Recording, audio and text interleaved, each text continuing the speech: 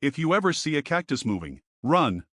I had just moved into a new house, trying to escape the chaos of city life. The property came with a small, charming cactus garden that I instantly fell in love with. One night, I was up late reading when I heard a strange scratching sound coming from the garden. I dismissed it, thinking it was just a raccoon or some other nocturnal animal.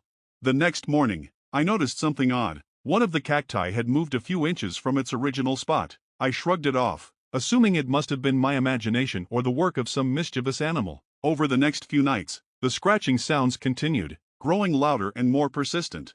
One evening, curiosity got the better of me. I grabbed a flashlight and ventured into the garden. The moment I shone the light on the cacti, I saw them subtly shifting, their spines rustling against each other. Panic set in, and I stumbled back into the house, locking the door behind me.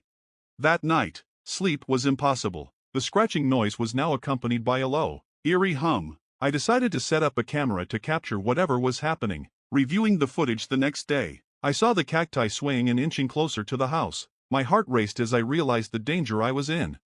Determined to get rid of them, I called a local nursery for help. The man on the phone went silent when I described the situation. He told me to leave immediately and never return. He explained that these cacti were not ordinary plants but entities that preyed on living beings. If they had started moving, it meant they had marked me.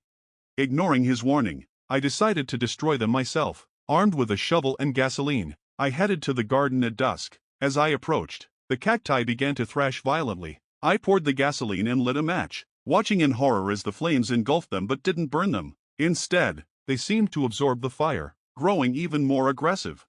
Realizing my mistake, I ran back to the house and locked myself in. The scratching and humming intensified, echoing through the walls. I spent the night in terror, clutching a kitchen knife for protection. By dawn, the noises stopped. Cautiously, I peered outside. The garden was empty, the cacti gone without a trace.